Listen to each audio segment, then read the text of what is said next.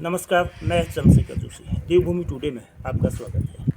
अभी ये जो नारे लग रहे थे, आशा हेल्थ वर्कर्स अपनी मांगों को लेकर, और इन आशाओं का जैसे कि नाम से ही एक आशा, होप है, उम्मीद है, यानी कि जो स्वास्थ्य की ग्रामीण क्षेत्र में स्थितियों को सुधारने के लिए, खासतौर पर नवजात शिशु और प्रेग्नेंट लेडीज़ को अस्पताल पहुंचाना, उनको ठीक से जानकारी देना, उसको लेकर साल 2006 में आशा एक ग्राम पंचायत में तैनात की गई थी।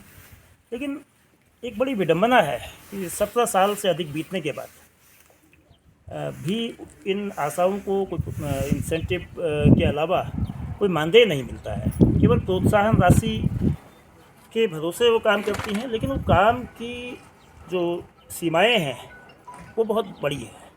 काम का दायरा बहुत बड़ा है। गाँव में कोरोना के समय जो 2020 और 21 में आशाओं की भूमिका बहुत महत्वपूर्ण रही थी, और उसको स्टेट गवर्नमेंट ने, हेल्थ मिनिस्ट्री ने, सरकार ने, सभी ने माना था।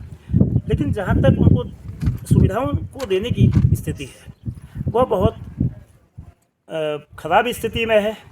प्रदेश में 12,000 से अधिक आशाएँ हैं, और अकेले चंपावत ज़िला, जो नेपाल बॉर्डर से लगा हुआ ज़िला है, करीब 350 से अधिक आशाएँ हैं जो विभिन्न रिमोट के गाँवों में और चंपावत ज़िले के ग्रामीण क्षेत्रों में स्वास्थ्य की स्थितियाँ बहुत अच्छी नहीं हैं। और इनको बेहतर बनाने में मरीजों को, गांव के लोगों को, गांव की गर्भवती महिलाओं को और नवजात शिशुओं को सुरक्षित प्रसव से लेकर उनकी चाइल्ड केयर, अस्पताल तक पहुंचाना, उन तक लाना, नियमित रूप से टीकाकरण, नियमित रूप से इन्वेस्टिगेशन, जो हेल्थ इन्वेस्टिगेशन होते हैं, उसमें उनकी एक अहम भूमिका है। लेकिन उनकी जो मांगे हैं, उनको एक मानदेय, न्यूनतम मानदेय दिया जाना चाहिए। 10,000 रुपये कम से कम मानदेय हो। सेवानिवृत्ति के बाद आर्थिक सुरक्षा अभी नहीं है। एक पेंशन से लेकर एक मुश्त राशि का निर्धारण हो। ट्रेनिंग जो होती है उसका पैसा मिलना चाहिए। पल्स पोलियो टीकाकरण और दूसरे तरह के वैक्सीनेशन में उनका जो योगदान होता है, या जो अदर एक्टिविटीज़ जो वो करती है विभाग की ओर से, तो उन तमाम चीज़ों का अभी तक एक समुचित निदान, समुचित प्रोत्साहन राशि या समुचित उनको कोई रिटर्न नहीं मिलता है। तो ये मांगे जो 23 फरवरी से हड़ताल पर हैं, आज 24 फरवरी है, दूसरा दिन है, पूरे प्रदेश में ये हड़ताल चल रही है। जाहिर है कि हड़ताल की वजह से काम सफल हो रहा है। तो मांगे क्या हैं और क्या आगे की दिशा होगी, इसको जानने के लिए आशा हेल्थ वर्कर्स की जिलाध्यक्ष रुक्मणी, जिलाध्यक्ष सरस्वती पुनेठा जी से बात करते हैं। तो ये पूरा मामला क्या है, आशा उनकी क्या आशा करते हैं आशाएं? सर, हम लोगों का जो है, तो जो ये 2 दिवसीय अभी हड़ताल चल रही है, ये हमारा मेन मुद्दा ये है कि हमसे काम तो इतना लिया जा रहा है कि हमें उसके हिसाब से कोई हमारे पास पैसा नहीं मिलता है। हमें जो भी मिलता है, हमें प्रोत्साहन राशि के रूप में मिलता है। हम चाहते हैं कि हमें जो है तो एक मुश्त वो मानदेय के रूप में दे सरकार। जो भी पैसा देती है, एक मुश्त हमें मानदेय के रूप में दे, ताकि आशाओं का घर भी चल सके, बच्चे पल सके। क्यों इस महंगाई के समय में अभी परिवार का पालना बहुत मुश्किल है। वो कैसे बच्चों की शिक्षा देती, कैसे घर का पूरा करती है। तो इससे बहुत दिक्कतें आ रही है आशाओं को, और ऐसे दूर दराज क्षेत्रों में काम करती हैं। जिस समय हमें रखा गया था, उस समय केवल एक शिशु मृत्यु दर कम करने के लिए, मातृ मृत्यु दर कम करने के लिए, केवल 2 कामों के लिए आशा को रखा गया था। आज जो भी काम है, जो काम हमारे पहले टीचर लोग करते थे, गांव-गांव में जाके सर्वे करना है, और ये सारी चीज़ें टीचर लोग और हमारी एएनएम बहन जी लोग करती थी। आज वो सारे काम, हर कोई भी काम है तो गांव का सारा काम आशा के ऊपर थोप दिया गया है। तो आए दिन मतलब ये बोझ हमारे लिए बढ़ता जा रहा है। अभी हमें किसी समय भी, हमारा लोगों का एक टाइम मतलब ड्यूटी का फिक्स होता है। आशाओं का ड्यूटी का टाइम कोई फिक्स नहीं है। आशा की कोई जिम्मेवारी नहीं ले सकता। अभी आशा को 12 बजे रात हॉस्पिटल बुलाया जा रहा, तो उसने जाना है, उसने अपने बच्चों को छोड़ के जाना, अपने घर को छोड़ के जाना। उसका कोई ऐसा देख रेख वाला नहीं है कि कुछ भी हो सकता है उसके साथ रास्ते में। जंगलों से आना पड़ता है, उधर से ऐसे आना पड़ता है कि उसे रात वो कैसे जाऊं, कैसे मैं अपनी ड्यूटी करूं। इतनी मुश्किलों से आशाएं मतलब इतना काम कर रही। तो सरकार, मेरा माननीय मुख्यमंत्री जी से माननीय प्रधानमंत्री जी से, मोदी जी से और हमारी धामी सरकार से यही कहने का है कि हमें जो है काम में रखा गया है, तो हम 2006 से आशा का काम कर रहे हैं, जबकि 10 साल होने के बाद हर कर्मचारी का इसका प्रमोशन होता है, उसका मतलब पक्के में किया जाता, तो हमें काहे को नहीं कर रही सरकार। अगर ऐसा था सरकार के पास पैसा नहीं है तो वो क्यों हमें रख रही है, तो हमें रखे ही न, ताकि वो अपने घर को कुछ करके अपना बच्चों को तो पाल सकती हैं। और यहाँ पर को जो है तो इतनी दिक्कत आ रही कि वो अपने घर को नहीं संभाल पा रही, इसी काम के पीछे रह जा रही, मानदेय हमारा कुछ है नहीं। तो हमारा यही कहने का है कि हमें कम से कम गुजर बसर करने के लिए कम से कम हमारा कहने का हमें 18,000 रुपये मानदेय दे वो महीने का, और कुछ मत दे लेकिन 18,000 मानदेय दे, ताकि वो बच्चे पल सके। तो यही है हमारा कहना। बाकी और मांग भी है कि जिस समय हम लोगों को अब जो 60 साल से ऊपर को जा रही हमारी आशा बहन है, उनने आज तक सेवा की है, तो उनको जो है तो एक मुश्त जैसे पेंशन दी जाती है, आज सरकार ने अपने लिए पेंशन बनाई है, तो ऐसे ही पेंशन आशा लोगों के लिए चाहे 2 दे चाहे 4,000 दे, तो उनके लिए वो पेंशन का होना चाहिए प्रावधान। और जिस समय रिटायर होगी उस समय उसे 5 लाख रुपया धनराशि दी जाए। जी, चंपावत का जो विकासखंड है सबसे बड़ा है, 4 ब्लॉकों का ये विकासखंड है, 313 ग्राम पंचायतों में 113 अकेले चंपावत में है। और चंपावत ब्लॉक की जो अध्यक्ष हैं रुक्मणी जोशी जी, तो क्या दिक्कतें रहती हैं काम के दौरान और जो मांग है?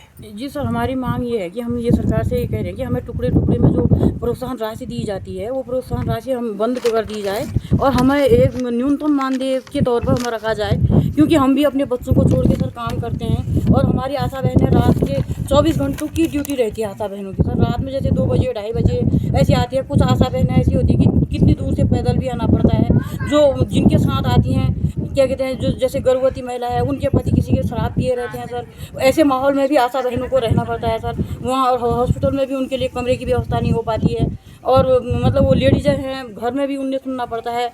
अपने पतियों से भी बहुत आशाओं का ऐसा भी होता है सर, पतियों की भी सुननी पड़ती है, इतनी रात में कहाँ जा रही है, ये नौकरी छोड़ दे, ये कर दे, वो कर दे। वो आशा तो ऐसा हो गया सर, एक उसको सामाजिक कार्य करती होगी, उसका मन नहीं कर रहा है कि वो सोच रही है कि मैं आशा का काम करूं। घर में कितनी भी परेशानी है सर, उसको छोड़ के आशा का काम करने में वो तत्पर आगे खड़ी रहती है हमारी आशाएं सर। बालाकोट ब्लॉक छोटा ब्लॉक जरूर है, लेकिन जो स्वास्थ्य की सुविधाओं की जो सबसे पुअर हेल्थ कंडीशन बालाकोट में है।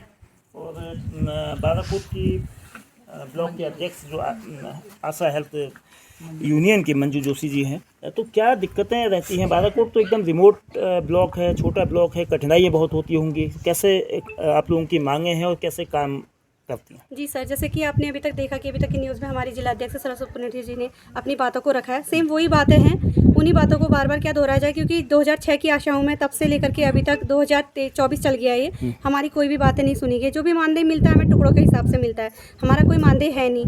तो सारी बातें हमारे सरस्वती पुनेठा जी ने रखी हैं, हमारी चंपावत जिले से हमारी रुक्मणी दीदी ने रखी हैं। और यही है कि जो भी हमारी अब उम्रदराज हमारी आशा दीदियाँ होने जा रही हैं, उनका पेंशन मिले उनको, और क्या कहते हैं उनका जब वो रिटायरमेंट होती है तो उनको पूरा जो फंड है वो मिले उनको 5 लाख रुपए। और जो हमारी जो 6 सूत्री मांगे आपको दी गई हैं, वो 6 सूत्री मांगे हमारी पूरी हो जाएँ।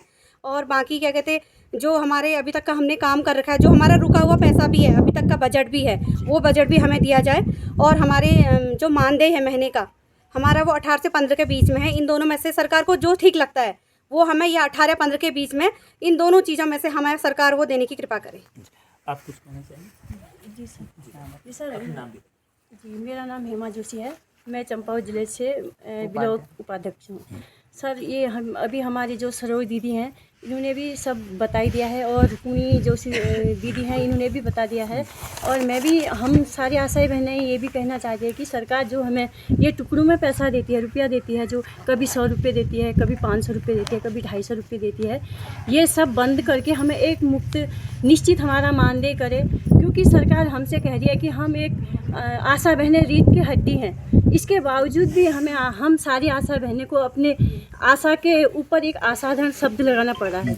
जिस हम सभी आशा बहनें आक्रोश में है कि हम माँ बनकर एक शिशु की सेवा करते हैं, और बहन बनकर एक गर्भवती माता की बहनों की सेवा कर रहे हैं, और एक बेटी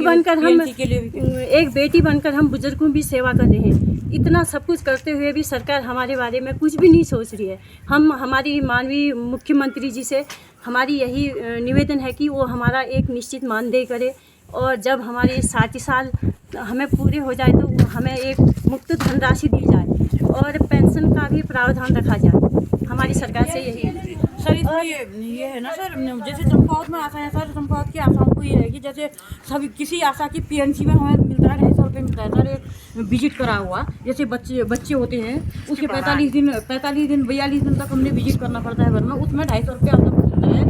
यहाँ की जो हमारी आशाएं हैं सर सिर्फ 6 का ही मिलता है, भले एक साल में किसी की 18 हो या 20 हो, तो कहने का तो ये होता है कि तुम्हारी 18 है 20 है, लेकिन पैसा हमें सिर्फ सभी आशाओं को 6 का ही मिलता है। कहा जाता है कि बजट नहीं आ रहा है सर, जब बजट की मांग यहाँ से करेंगे तभी तो बजट आएगा सर। आशा को प्रोत्साहन राशि मिलती है, उसी में भी आधा अधूरा मिलता है सर, उसमें भी कहाँ से होगा आशाओं का। और HBYC सर, एक HBYC प्रोग्राम चला है, HBYC में भी उसमें 15 माह तक के बच्चों की देखरेख करनी पड़ती है, आशा को विजिट करने पड़ते हैं, उसमें भी यही कहा जा रहा है कि आपको 6 का ही पैसा मिलेगा और ना ये टुकड़ों में जो भी मानदेय बनाया गया है उसमें भी हमें पूरा पैसा नहीं मिल रहा है सर। तो ये समस्याएं जो आशा हेल्थ वर्कर्स की थी, बेहद कठिन परिस्थितियों में काम करने के बावजूद मतलब जो मानदेय का संकट है, दरअसल 24 घंटे का इनका काम है। किसी भी वक्त इनको गांव से अस्पताल गर्भवती महिला को लाना, नवजात को की जो केयर करने के लिए, और इसके अलावा भी विभाग द्वारा समय समय पर जो काम दिए जाते हैं उनको बखूबी करती हैं। और गांव में अगर स्वास्थ्य को लेकर एक उम्मीद बधी है और तो वो आगे द्वारा है, तो उम्मीद ये करनी चाहिए कि सरकार, चूँकि लोकसभा चुनाव बहुत करीब है, प्रदेश में आशाओं की आवाज़ को सुनेगी और आशाओं की जो उम्मीद है, जो आशा है कि उनकी मांगें पूरी होंगी, खासतौर पे मानदेय की और पोस्ट रिटायरमेंट, उनको जो सुविधाएं देनी है, एक मुश्त राशि और पेंशन कम से कम वो पूरा हो, तो उनके साथ इनके काम का समुचित दाम मिल सकेगा।